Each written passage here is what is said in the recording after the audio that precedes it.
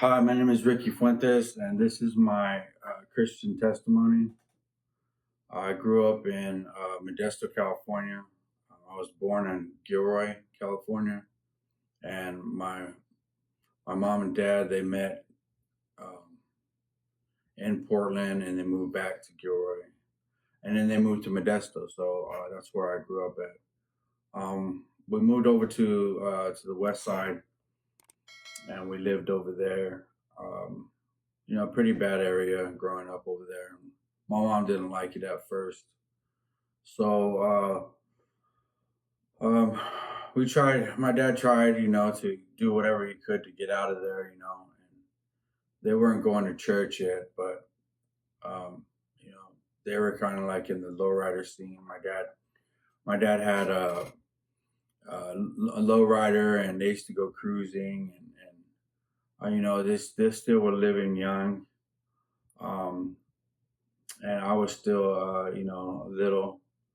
And after a while, they got out of there. And we moved to the north side. And well, my mom and dad they my dad was off and on. He was doing good sometimes, and other times he wasn't doing good. But they got saved. They got saved at a church, New Harvest Christian Fellowship. And my mom used to drag me to church all the time, and I dreaded going. I hated church. I didn't want anything to do with God. I just wanted to do what I wanted to do, and um, just started doing things behind her back little by little. And my dad, he stopped going to church, and he was drinking a lot. There's a lot of domestic violence in my house growing up, and my dad would hit my mom occasionally, and I'll try to step in, and he would hit me. And my dad disciplined me when he was doing good, but when he was drinking, when he wasn't doing good, he disciplined me again, but it wasn't the same. It was a different kind of discipline, and it was pretty rough at times. I know it's been rough for other people, but it wasn't uh, how you're supposed to treat a child, that's for sure. Um, so my throughout the my younger years, I'm beginning to go into my teenage years. My mom and dad are always fighting, and my dad he used to go and search for cans and stuff, and take me over with him to go dumpster diving. And he just kind of had me around some bad people out in the streets, and a lot of homeless people. I feel for a lot of homeless people because my dad was homeless because my mom kicked him out. And so my dad was living out in the street, and so my dad would bring us around those type of people. So I seen how they lived, and just being around that type of environment, I learned fast. And I asked questions and was curious. And finally, my dad, he kind of forced his way back in the house, and my mom was just tired of it, and she moved on her own. And my mom gave me the choice. She goes, "Hey, who do you want to stay with? You want to come with me, or do you want to stay with your dad?" And me, my dad let me do whatever I wanted, so I just wanted to stay with my dad. So I just stayed with my dad, and I started sneaking beers. I want to say about 14 years old, 15, around there. I started sneaking beers out of my dad's fridge, and I started drinking. I didn't like it at first, but I just kind of got addicted really quickly because I always wanted it after that. I started smoking marijuana and getting high, and then my dad, he would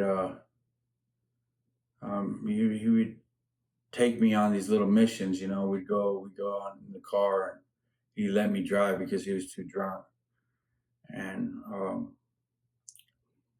we would go pick up some dope, over at his friend's house, and I didn't know what it was. Um, and he'd make me wait in the car, and I'm, in this bad neighborhood. I just didn't know what he was up to. But I was used to the neighborhoods, the different neighborhoods around where I grew up at. They're all pretty bad. I grew up in Cameron Villa, and uh, he came out one time, and I was waiting in the car, and he was drunk at first, but when he came out, he was wide awake, and I was wondering um, what he was up to, and he told me what he was getting, and he introduced me to crank. And so back then, it was just it wasn't crystal meth yet. It was just crank. It was just speed, and I started using it little by little, and he showed me how to weigh it. He showed me how to bag it up. He showed me how to use a triple beam, and I quickly learned how to sell drugs from what he showed me because he was doing it too. And he would give me drugs to go do runs, and I would go do his little runs on my bike in the cold and go drop it off at people's doorsteps, and doing things like this. Fathers are not supposed to teach their kids to do things like this, but I just thought, hey, this is what it is. Um, I already live. I live in a bad neighborhood already as it is. I was already used to the hood and about there's fights going on. There's stabbings and shootings and stuff, and just things like that. I had friends that were dying already at young ages, and kids that would um, be at the wrong place, wrong time, and had a friend who got jumped really bad, and he turned into a vegetable. He was in the hospital bed for the rest of his life. He had a big split in his head, and he was never the same. And to me, seeing that at a young age, I knew my life where I was living around where I was living just wasn't a good environment. But I just kept playing basketball, trying to be a kid still, running around tagging on walls and just being a little troublemaker, and um, I used to I got picked on when I was young, and I kind of told myself, you know what, I'm not going to let that happen to me anymore. I can't get picked on no more.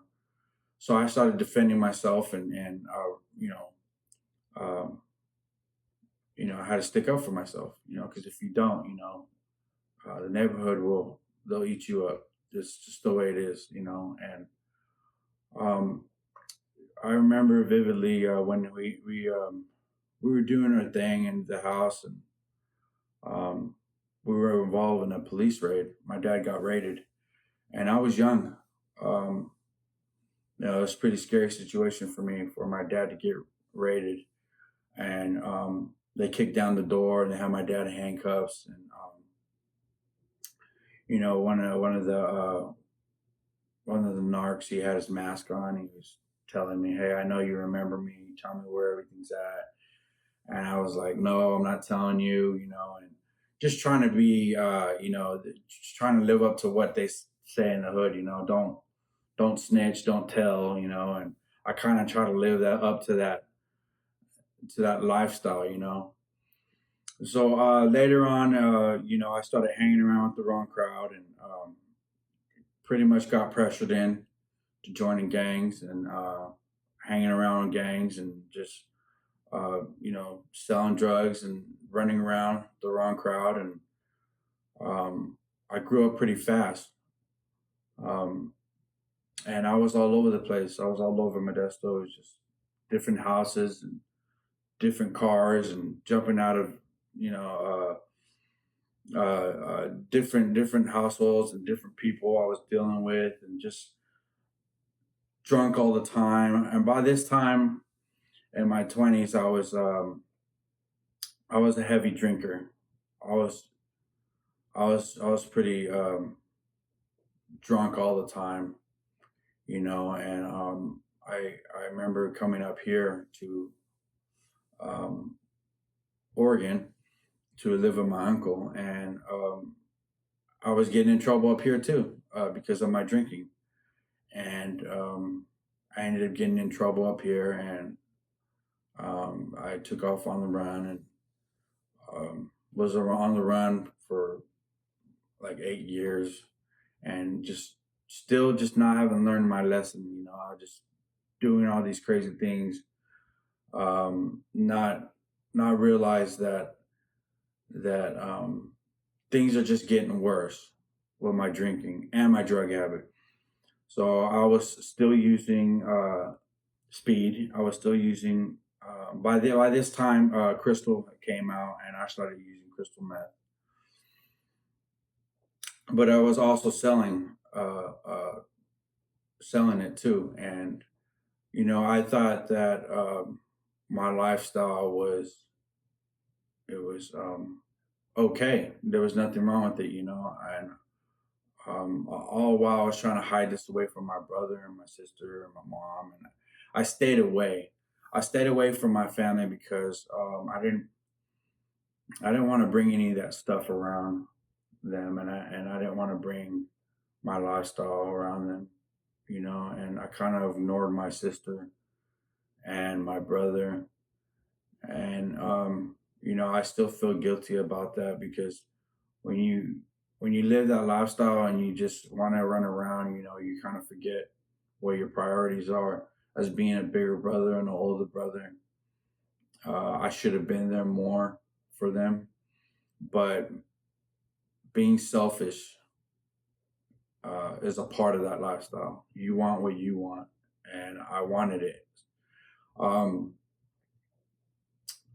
so around my 20s, I was I started moving up to selling guns, and I always had um, um, weapons on me, and started moving up higher and higher a little bit to where it was like I wanted more. I wanted to do more. I just this little bag wasn't enough. I wanted a bigger bag. This small gun wasn't enough. I wanted a bigger gun, and and the more that I moved up, the more dangerous it got to where there was just shootouts, and I me getting shot at and me getting chased. You know, these things just come with the territory, and I was running away from God the whole time.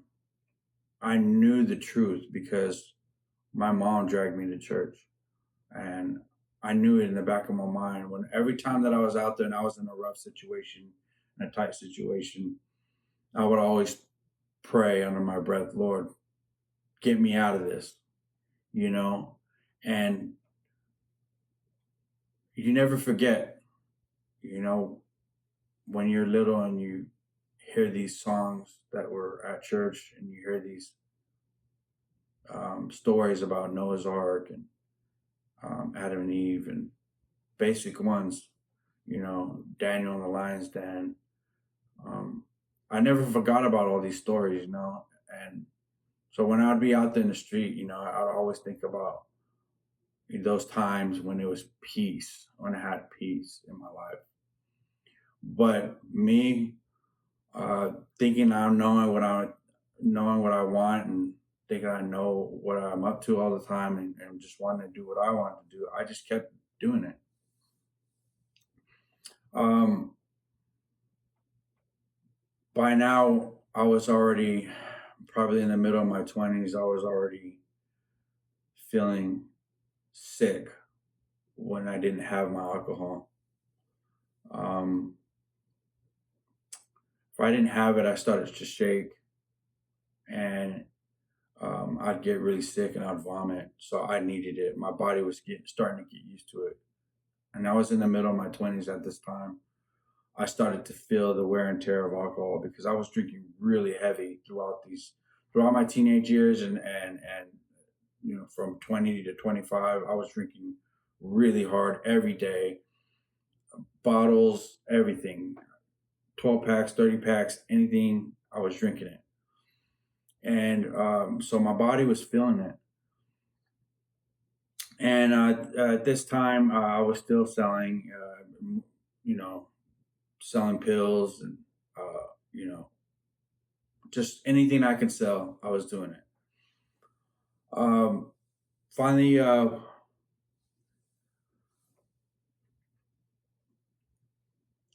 my dad, he was getting really sick. And he came and moved with me. And he'd always pound on my door. Hey, you know what? Hey, give me a beer. He was living with me at the time. Hey, give me some drugs. And I would give it to him.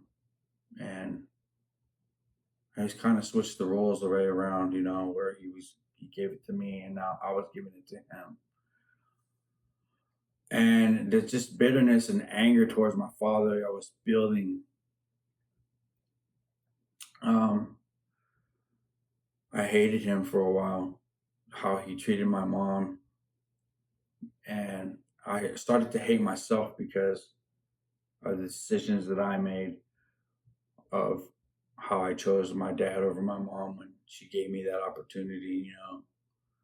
And one day, my dad he was a diabetic. He became a diabetic, and he didn't have any insulin. And anybody that would come by and try to buy any drugs off of me, I'd say, hey, you know what? I need insulin. I don't need cash right now. I need insulin. And by the end of that day, I had a whole box of insulin for my dad, and I had to stick the needle on my dad and do his insulin for him while he was drunk and dying. I can tell he was dying before my eyes, and I just didn't want to deal with it, so I just kept drinking more and more and more. Um,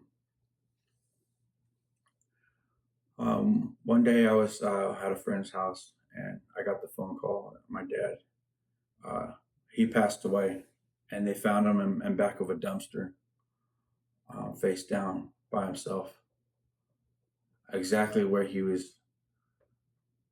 always used to go. He used to dig in the garbage for cans, and that's where he died. And at the time, I didn't want to cry. I kept it all in. I just drank more. And so I drank even more. And I know you're probably thinking that, how can I drink more? I was going more harder than I could ever imagine I could just go. Now, my dad's death at the time didn't bother me because growing up around where I grew up, there was always death around where I grew up. At least when I started getting out of my teens, there was always at least a funeral at least once a month, and there was always somebody getting hurt that I knew. Violence was always around, and death was always around. So I try to keep it tucked. This is just another death. You've been through this before. There's people dying all the time, Rick. Just keep going, keep pushing. Like, you can't do nothing about that. This is the way it is. And at my dad's funeral, I was really drunk. I didn't go to the showing. I was too drunk and I didn't want to go. I was too angry at him. I was more angry that he owed me $20 and he didn't pay me. He got out of that one like he always did. I thought to myself, try to make a joke out of it, and it didn't bother me. I just pushed it in the back of my heart and my mind. Oh well.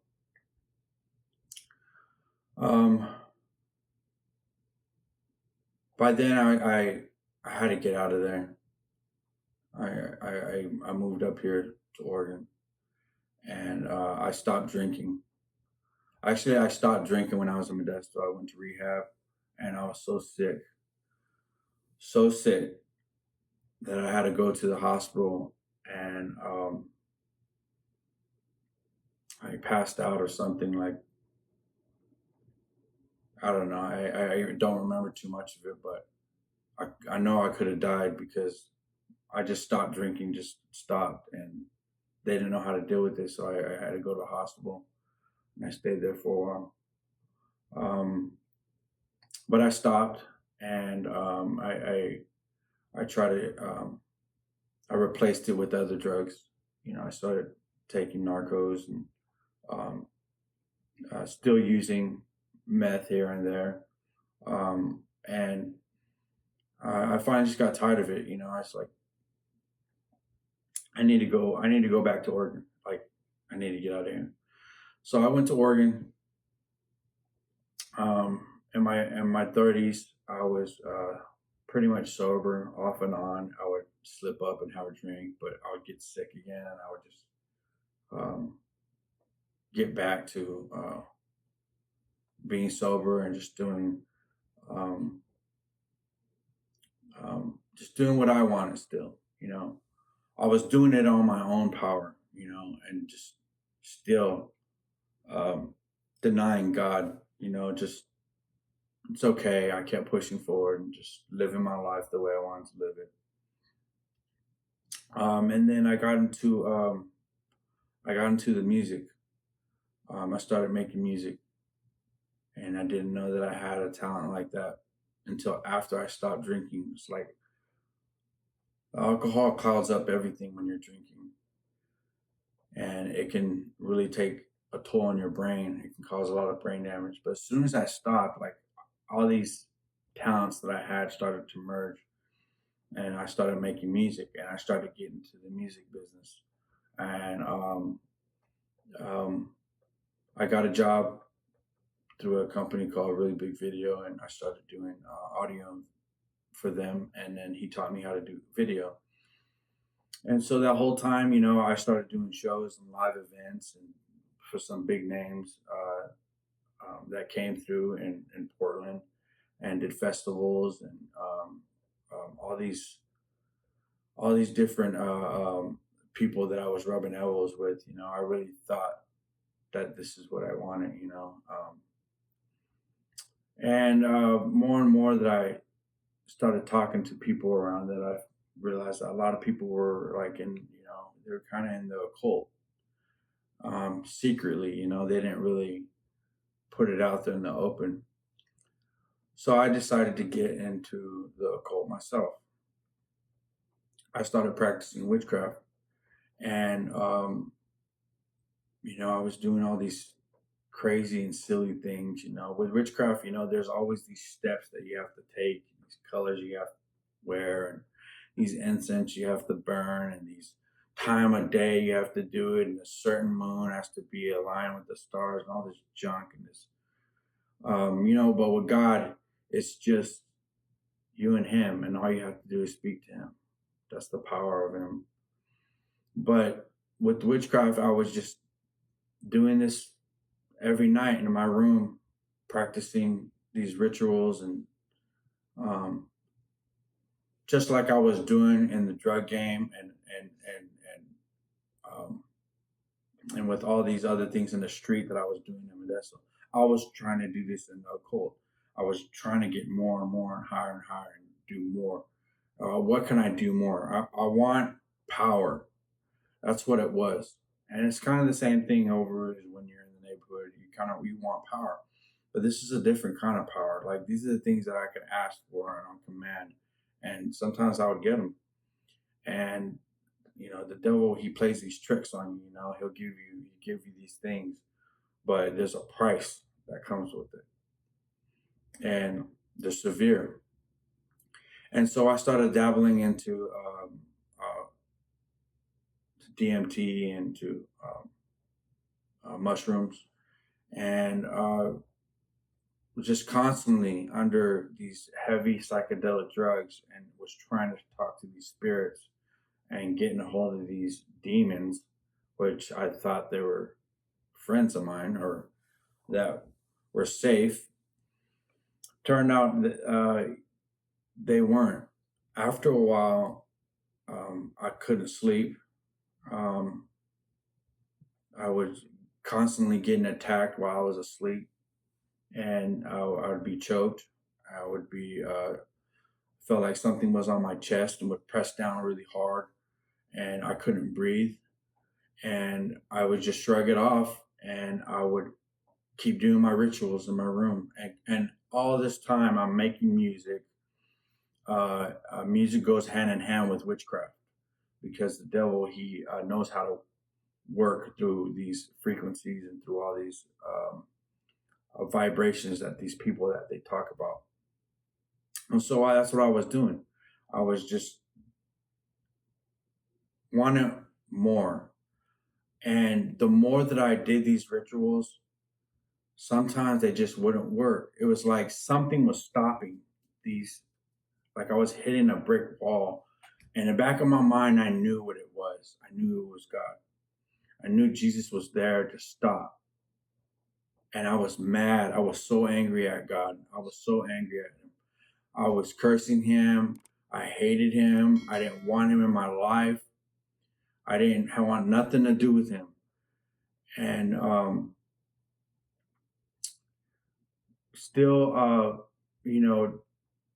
doing these rituals and these demonic rites and passages and these crazy, just holding crystals and rocks in my pocket and just silly things, that just seem so silly now.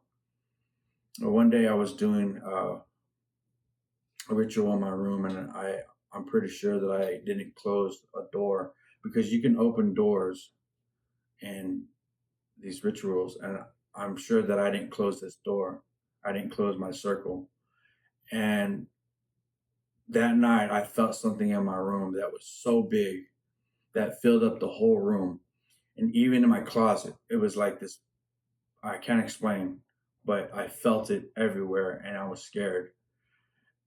And I was so scared that I knew that I couldn't stop it because these are the unseen things.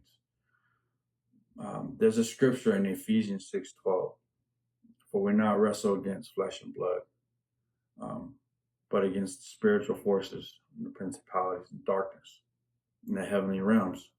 And this is so true. When you're in the occult, this is what you're dealing with.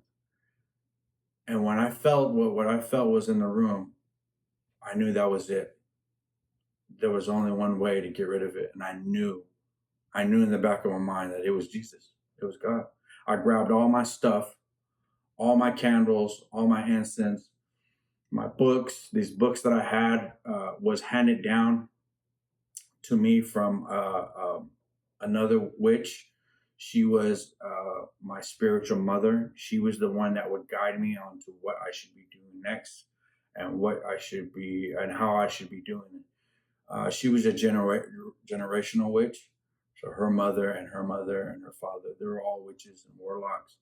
And she would teach me. I would go down to this little store and I would go buy all these things and she would guide me. And she gave me this book, this really old book that had all these rituals in it. So I grabbed that book. I grabbed everything I could. And I ran down the street as far as I could. And I found the nearest trash can. I threw it all on there.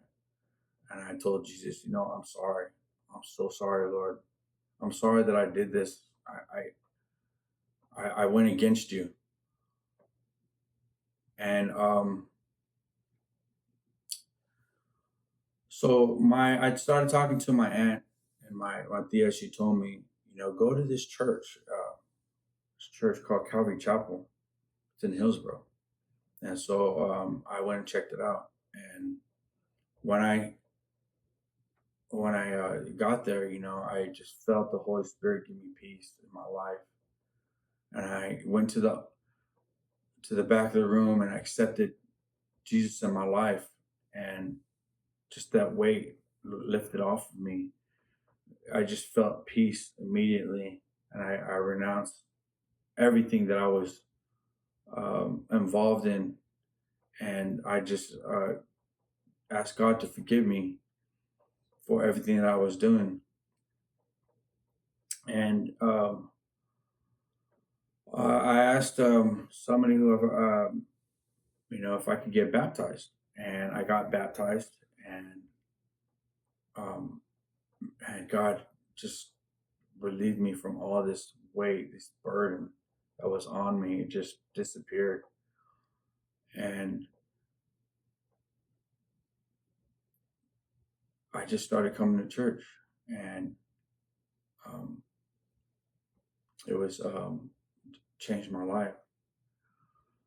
So I kept coming to church, and I was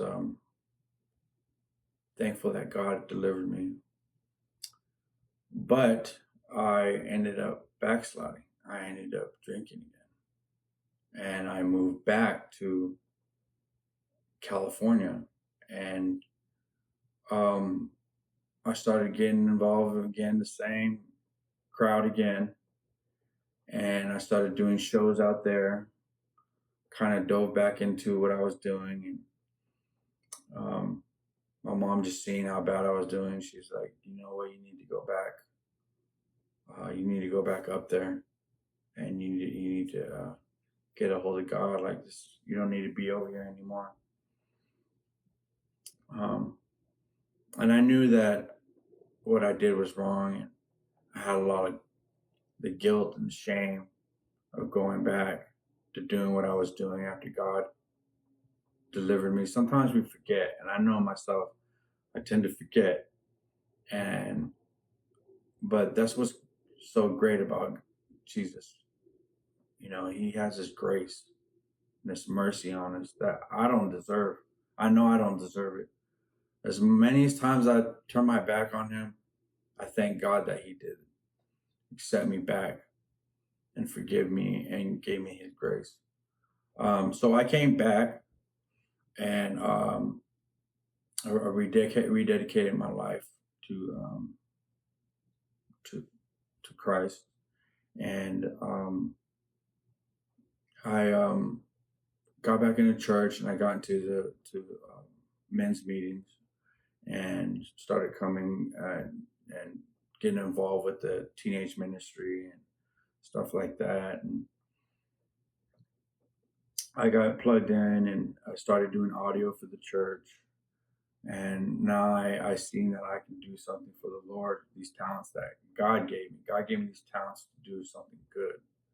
And I was, for the whole time, I was doing it for something bad. I was in church, and I got a phone call, and my brother wasn't doing good, and he was a meth smoker. He smoked meth a lot, and they told me that he wasn't doing well, and so my mom said, "You need to get down here. I don't think he's gonna make it." And my brothers in the Lord, they got me money, a plane ticket to get out there, and I went down there and by my brother's bedside, and he died. He passed away. They led him to the Lord, um, and that one right there, out of all the deaths that I was talking about, and I told you guys about, never really bothered me because I kind of closed my heart, and I closed everything to all that stuff. You know, harden my heart. Don't show your feelings. Um, that one hurt me really bad. I just had a lot of guilt. Like I could have prevented it, and I knew deep down inside I couldn't have. But that one hurt the most. That one affected me the worst. Instead of running to God and asking Him to help me with my brother's death, I ran to drinking again. and this time I got really sick. Um, I met my wife, and we started seeing each other, and um, we were just doing our own thing too, and I really wanted to come back to the Lord, but I was struggling so hard to just I felt shameful, just to come back. So I kept drinking, and I ended up in the hospital with pancreatitis, and I was sick for a good 6 months. And when I was in there, they had to feed me with a metal tube that went in my all the way to the back of my throat, and they fed me that way because I couldn't keep food down. I was losing so much weight, and they said that they had to feed me that way. And so all along, I'm sitting there praying, Lord, just get me out of this. Like, help me, Lord. I won't drink again, like I always do.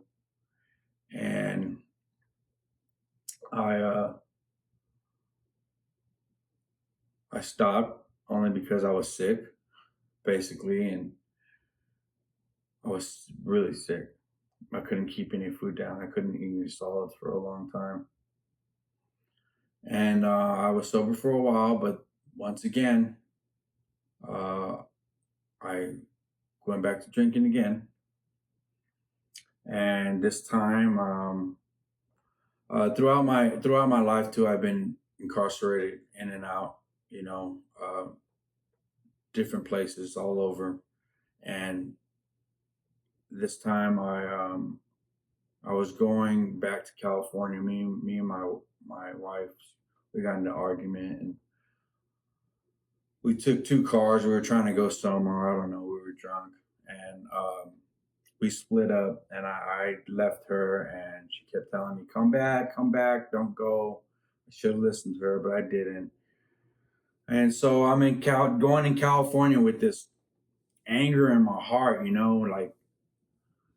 Like there was one person on my mind that I had my heart set on, that I was going to go back and I was going to go kill.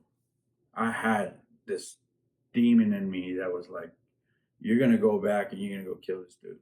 You know who you're looking for. Let's do this." And I was speeding maybe like about 90, 100 miles per hour. And I almost hit a California Highway Patrol. I slammed on my brakes and I tried to go around him, and he hit his lights on me and told me to pull over. So I pulled over. Thank God that he did, because that was God's power right there to put him in my path to stop me from going to Modesto to go do something crazy that was just nonsense. And so I had another charge put on me, another gun charge, and I got caught with all kinds of drugs. And went and my wife bailed me out, and I get out, and what do? I go back drinking again. So I'm drinking all the way back to Oregon, and trying to just stay afloat. I know that this alcohol is just taking a toll on me, and I end up missing my court date all the way in California eventually, and I end up getting another warrant. And I've had warrants all my life, and I've never really taken care of any of them. I was always been on the run. So I'm at my friend's house. We're staying there, and my wife, she's telling me, "Hey, let's move to Salem. Come on, we got to stop. We got to stop all this that we're doing. We're getting out of hand." You know, she was always telling me, and I didn't want to move to Salem.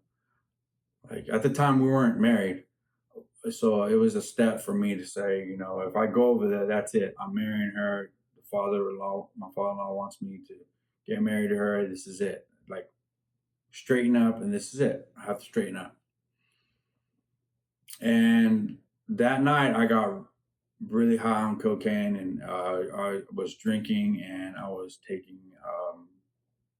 Xanax, and um, I don't remember. I took a nap, and I don't remember waking up. It's like something took over my body because I wasn't drunk, because I woke up and something took over my body, and I know it was the pills. Um, and I don't remember doing anything. People said I was at the bar and doing all kinds of things. I don't even remember any of that. And I ended up jumping in my friend's van, and I took it for a ride. And I knew in my mind, I was like, you know what? I'm gonna go do some DMT, and I'm gonna go jump back into what I was used to do, and I'm gonna go talk to the spirits, and that's what I'm gonna do. Once again, God put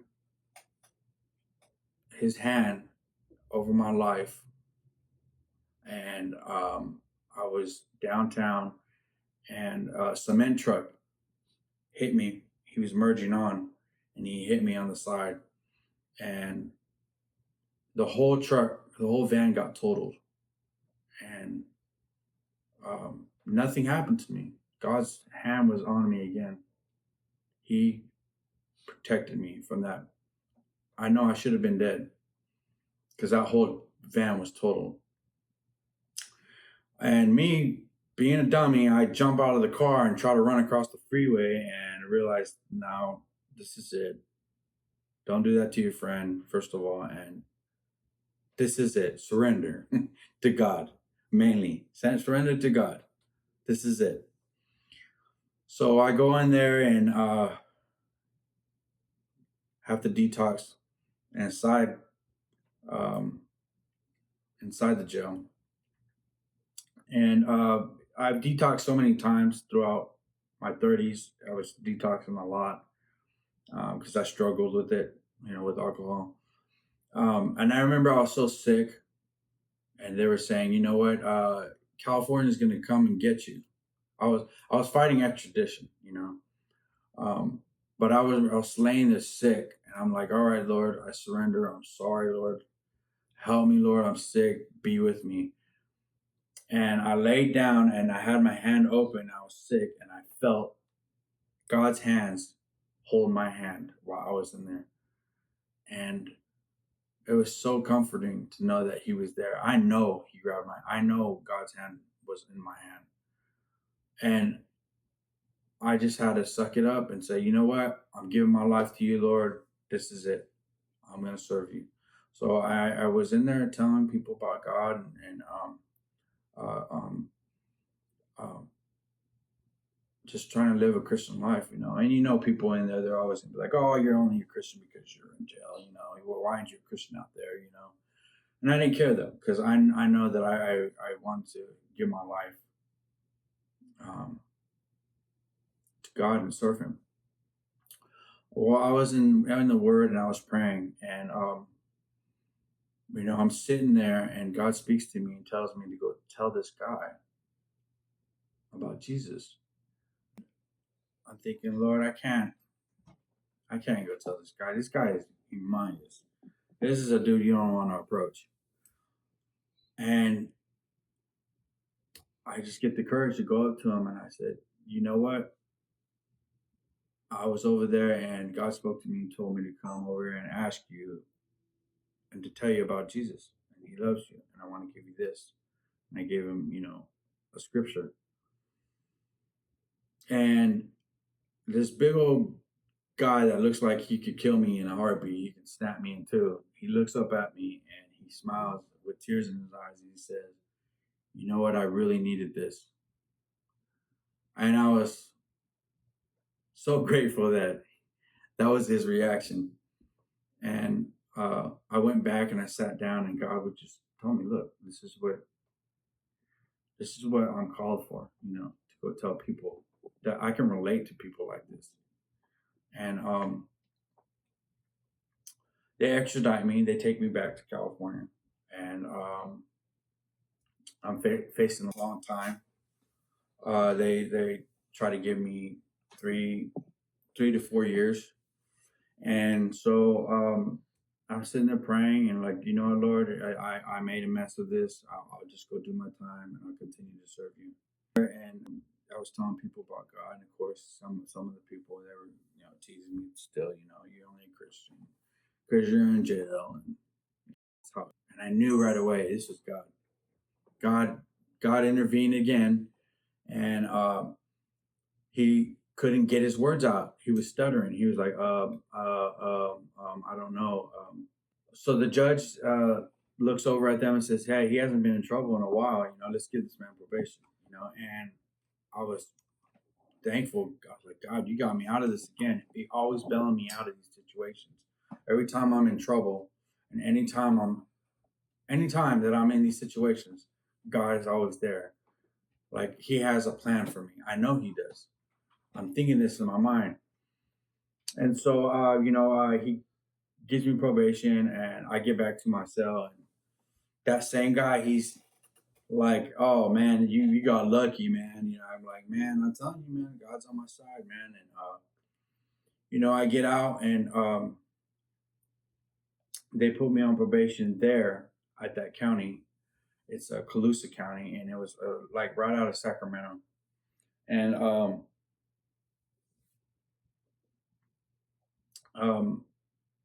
I live in Oregon though, so I'm telling them, "Hey, look, I have to get back to Oregon." Like, and so he tells me, "Okay, go back to Oregon, stay out of trouble, and just check in with me. We're gonna try to get your probation transfer." And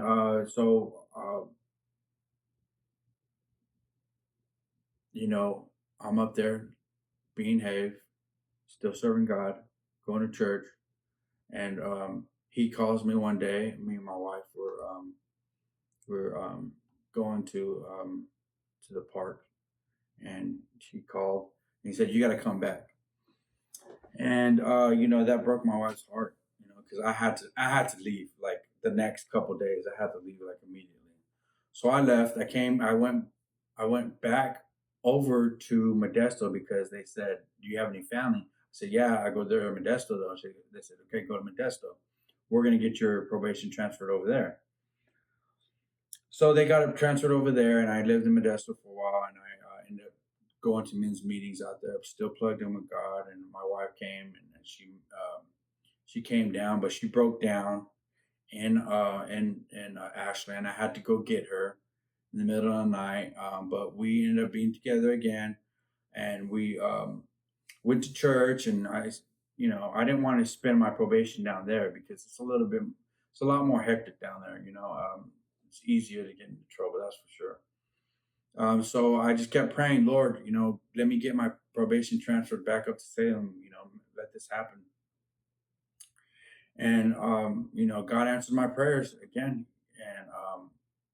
and so I got it transferred all the way back up to Salem, and I did my 2 years probation. Oh no, I did about a year probation, and me and my wife got in an argument, and I decided to go and drink again. I relapsed again. And I'm sitting there in the car drinking, like, what? Why can't I get this right, Lord? Like, once again, my pancreatitis started creeping up on me again, and I was sick again. So I called my probation. I told him, I said, "Look, you know what? I'm drinking again. You told me to call you if I would, started drinking, and I'll get into trouble again. I need to get myself in rehab." So I went to Serenity Lane um, over by Eugene, and I spent 90 days there, and I got a hold of God, like, man, like crazy. I just was just in the Word of God every day, and calling all my brothers in Christ, letting them all know, how I was doing, and they all encouraging me. And I was reading all kinds of books, more than I've ever read before, um, and reading the Bible, dive deep in, just praying and just getting a hold of Him. And I ended up, having people in there. They were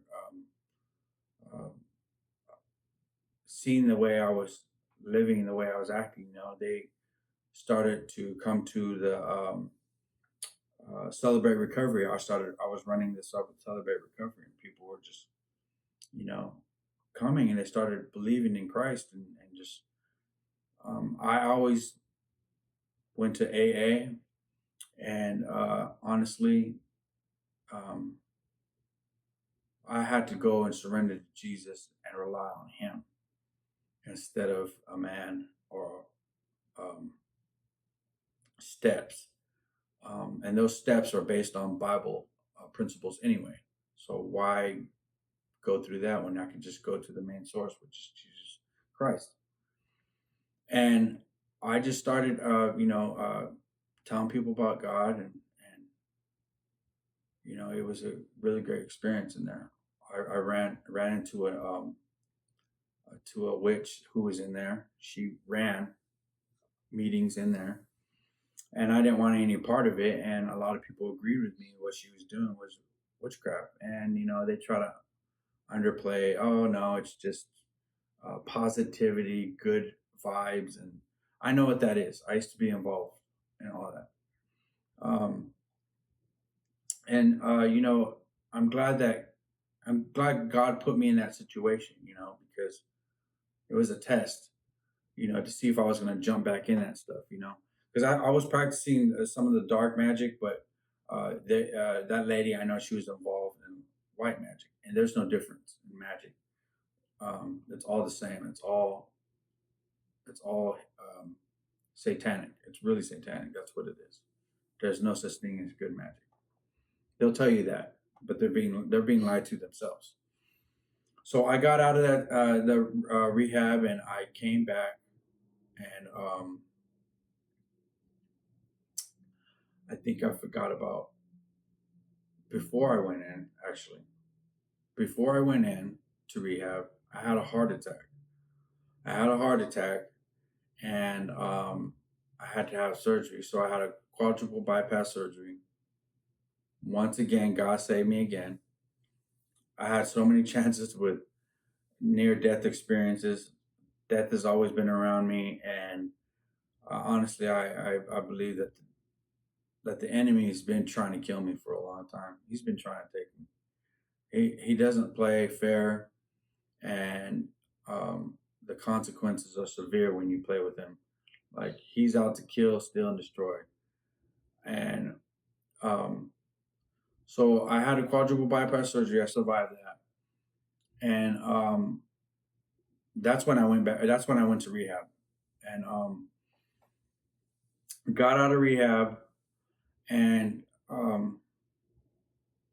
I've been doing well ever since. Um, and God has been helping me stay focused, help me with my prayer and my reading, because that's how you're fighting the spiritual battle that we're in. Just praying and reading. And my advice to you, if you're coming in and you're new or you don't know Christ, look at my story. It can happen. It can happen. You can come to God. Even if you hate God, whatever you think that God did to you, trust me, He didn't. You're being lied to. And I just want to let you know that get into prayer.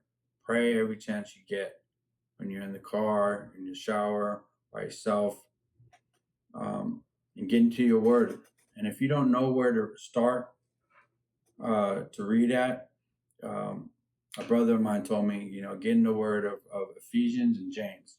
Another brother told me to get into John. Just read. And I thank God that He saved me, and He delivered me from all this madness that I was in the whole time I was running. I could have avoided a lot of this. I could have avoided a lot of this stuff that I've been through, because I thought I knew better. Because sometimes we think we know better, but we don't. We don't. Even still to this day, I still don't know. I still don't know better. But that's my story, and Mother, I love you for everything you did, for taking me to church when I was young. And yeah, that's my story.